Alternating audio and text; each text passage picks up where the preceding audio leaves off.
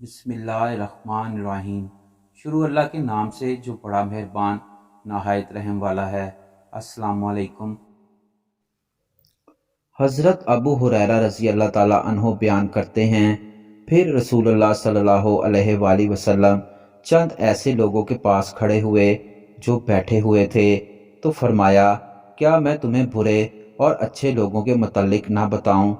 راوی بیان کرتے ہیں وہ خاموش رہے۔